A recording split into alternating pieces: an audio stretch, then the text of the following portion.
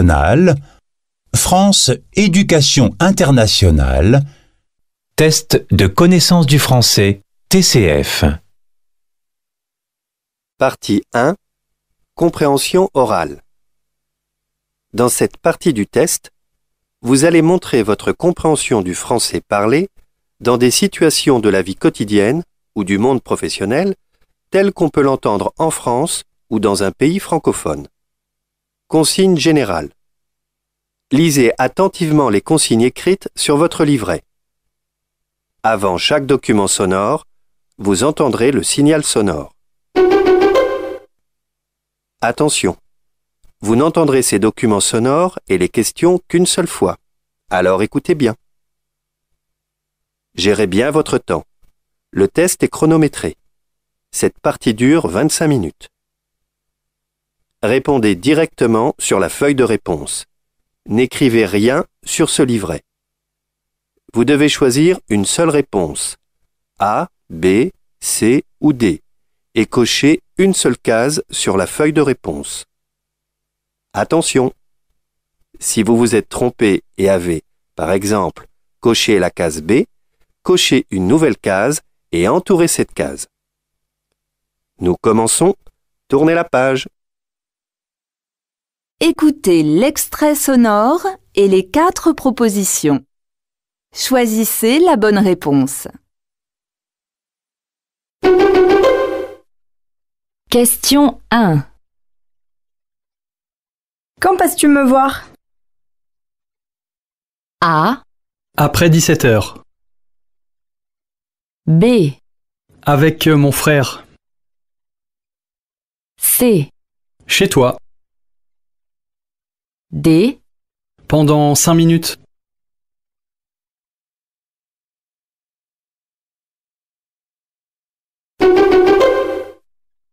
Question 2. Ça y est, je viens de recevoir les résultats de l'examen de français. A, Ah bon? Moi, je travaille dans ma chambre. B, Oh, déjà? Je vais aller vérifier ma boîte mail.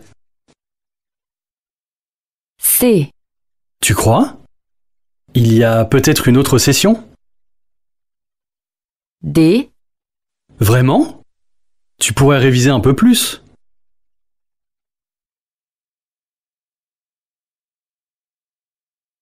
Écoutez le document sonore et la question. Choisissez la bonne réponse. Salut Lola! Tout le monde peut venir samedi avec un plat et une boisson. Ah, j'adore les pique-niques, ça va être super. C'est au parc à midi, c'est ça? Non, il est fermé. Il faut chercher un nouvel endroit. Je m'en occupe. Question 3. Qu'est-ce que Lola propose?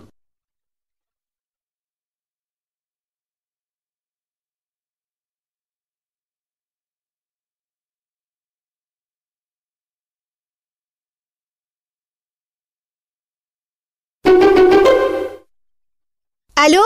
Salut Alexandre. Ça va? Tu sais que j'ai trouvé un nouvel appartement. Je vais déménager le 30 septembre. Tu pourrais m'aider? Oui, bien sûr, mais seulement le matin. Car ce jour-là, je vais déjeuner avec mon frère et voir un concert. Super! Ça ne devrait pas être trop long. Je n'ai pas beaucoup de meubles et seulement quelques cartons. On peut se donner rendez-vous à 9h? Question 4. Pourquoi est-ce que les deux amis vont se retrouver le 30 septembre?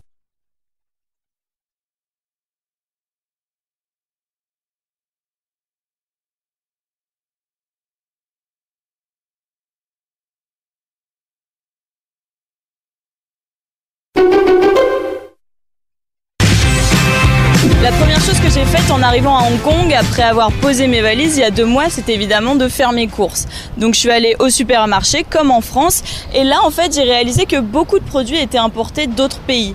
Par exemple, j'ai voulu acheter du lait, il venait des États-Unis ou alors d'Australie.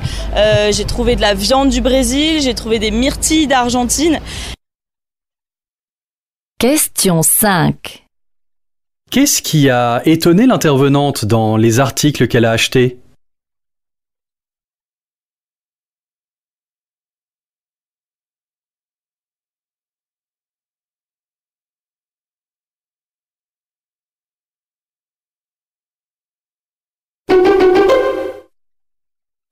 Ça bouge à Bruxelles vous emmène dans la jolie capitale de la Belgique. C'est ici que siègent la plupart des institutions de l'Union européenne ainsi que de nombreuses organisations internationales. Les symboles de Bruxelles sont nombreux. Manneken Pis, les frites et les gaufres, l'atomium érigé lors de l'exposition universelle de 1958 et la Grand Place. On vient du bout du monde pour la photographier. Elle est classée au patrimoine mondial de l'UNESCO. Question 6. Qu'apprend-on sur la Grand Place de Bruxelles?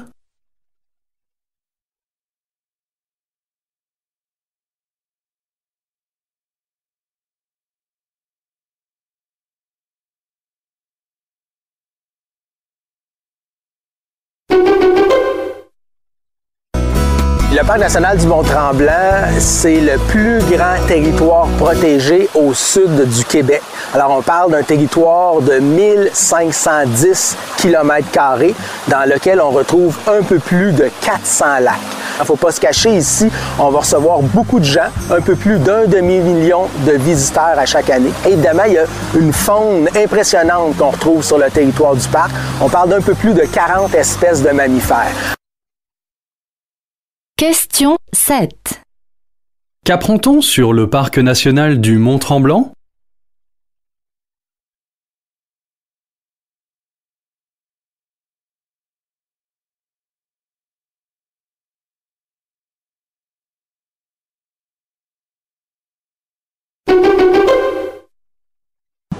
Défendre un tourisme sans avion, c'est la nouvelle campagne de l'association Notre Choix. Leur stratégie, mettre en avant la beauté des paysages français. Nous, on a envie de proposer une alternative aux gens qui peuvent aussi aller prendre des vacances, prendre l'air, etc., sans avoir à aller loin, sans avoir à découvrir un pays dit exotique, sans avoir à détruire la planète en essayant de l'explorer, en fait. Question 8. De quel type de tourisme cette association fait-elle la promotion?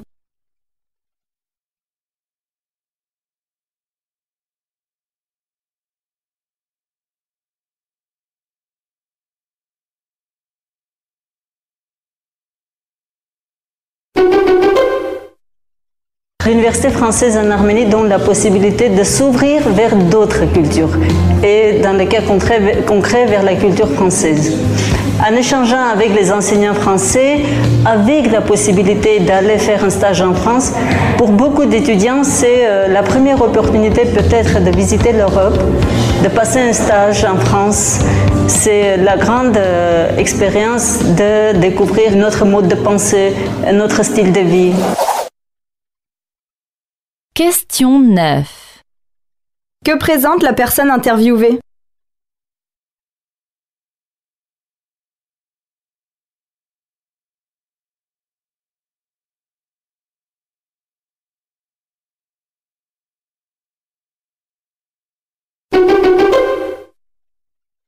Aïssa Dione est une femme d'affaires et styliste. Elle a fait le choix de se spécialiser dans les tissus d'ameublement.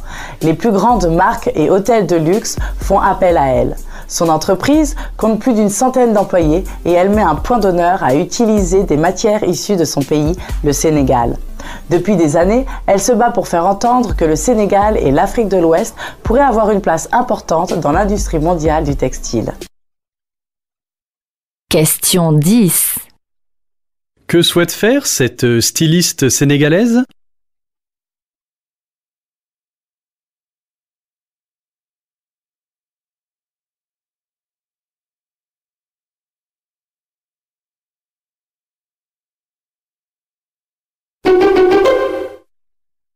Grand habitué des dictées, le romancier Rachid Santaki ne plaisante pas avec la langue française.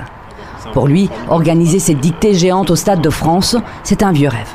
Et l'idée, c'est de donner goût à l'écriture, à la lecture, donc désacraliser l'exercice en enlevant les notes, en faisant un jeu. Ça contribue aussi, c'est une petite graine qu'on plante qui va pousser dans l'esprit des participants, en tout cas des plus jeunes, des réfractaires à l'orthographe, de se dire finalement une dictée ça peut être cool. Et voilà, il y a un véritable enjeu autour de la langue française, des mots, de l'écriture et de la lecture. Question 11. Pourquoi Rachid Santaki organise-t-il cette dictée?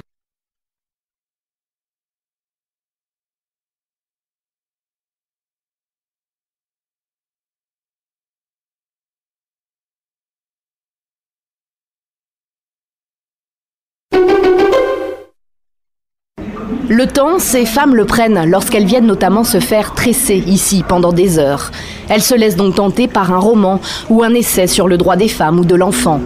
Colette Tossou, la patronne des lieux, n'a pas hésité lorsque la Bibliothèque nationale d'Abidjan lui a proposé d'installer cette petite vitrine dans son salon à Abobo. Et elle pousse ses employés à faire une pause lecture lorsque le cœur leur en dit. Question 12. Quel est le projet de la Bibliothèque nationale d'Abidjan ?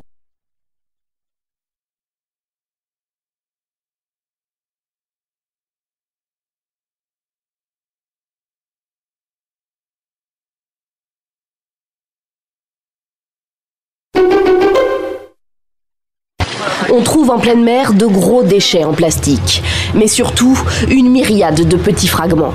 De micro-détritus qui constituent une grave menace pour la biodiversité. Ils peuvent blesser ou étouffer les poissons ou autres organismes marins qui les ingèrent.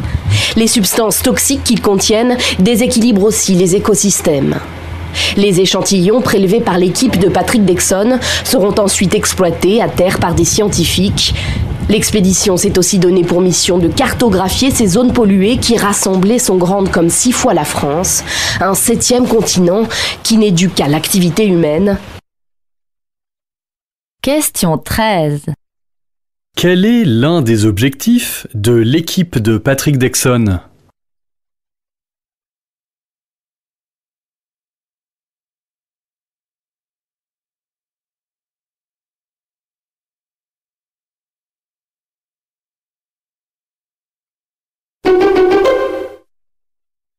La Louisiane compte 26 écoles d'immersion pour environ 5000 élèves scolarisés.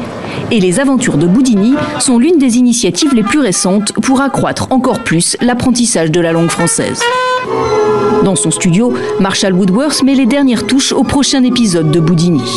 Avec un autre animateur, Philippe Bilodeau, ils ont développé les personnages du premier dessin animé en français louisianais, Boudini, Colinda et Coco l'alligator, ou comme on dit ici, le cocodrie.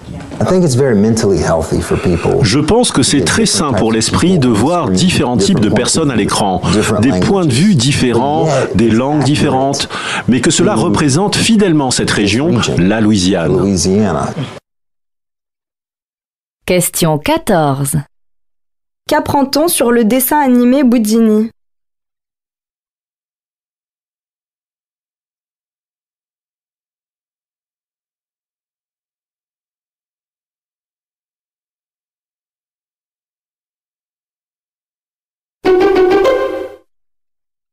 Le frugalisme, c'est un mode de vie qui consiste à se serrer la ceinture et à travailler comme un malade durant toutes les premières années de sa vie pour pouvoir prendre sa retraite avant 40 ans. Selon Fanny Parise, qui est spécialiste des modes de consommation et qui est anthropologue à Lausanne, la démarche des frugalistes est paradoxale. D'un côté, dit-elle, ils veulent s'émanciper d'une société qui les déçoit, métro, boulot, dodo, quel sens à ma vie, j'en ai marre. Et de l'autre côté, ils profitent de ce système puisqu'ils continuent souvent à percevoir un revenu boursier, par exemple. Et puis l'autre bémol, c'est que le frugalisme, c'est pas pour les petits salaires. Il faut quand même gagner un minimum pour pouvoir économiser. Question 15.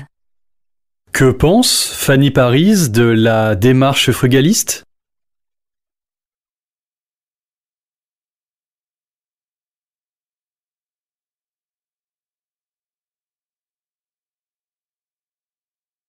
Vous venez de terminer les questions de compréhension orale.